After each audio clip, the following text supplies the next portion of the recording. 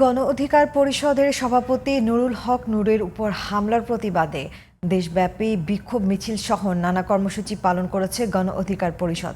সারা দেশ থেকে প্রতিনিধিদের পাঠানো সংবাদ জানাচ্ছেন ফারিয়া হাফিজ নিঝুম।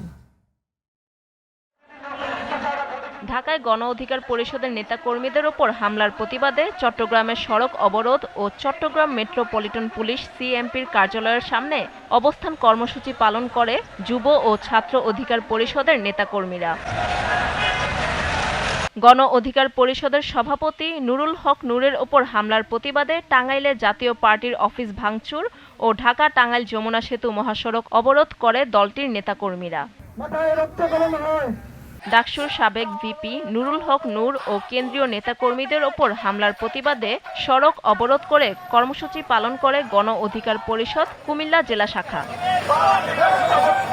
ভিপি নূরের ওপর হামলার প্রতিবাদে জামালপুরে বিক্ষোভ মিছিল করেছে গণ অধিকার পরিষদ। ভৈরবে ঢাকা সিলেট মহাসড়কের দুর্জয় মোড়ে বিক্ষোভ করে দলটির নেতাকর্মীরা। ঘটনায় জড়িতদের বিচারের দাবি জানিয়েছেন তারা। দিনাজপুরে ভিপি নূরের ওপর হামলার প্রতিবাদে বিক্ষোভ মিছিল অনুষ্ঠিত হয়েছে। আওয়ামী লীগ ও জাতীয় পার্টি সহ ১৪ দলের রাজনীতি নিষিদ্ধ গণ অধিকার পরিষদের সভাপতির ওপর আইন শৃঙ্খলা বাহিনীর হামলার প্রতিবাদে নড়াইলে বিক্ষোভ করেছে দলটির নড়াইল শাখা। নুরুল হক নূরের ওপর হামলার প্রতিবাদে নীলফামারীতে বিক্ষোভ মিছিল করে গণ অধিকার, যুব অধিকার ও ছাত্র অধিকার পরিষদ। ফারিয়া হাফিজ নিঝুম, জিটিভি নিউজ।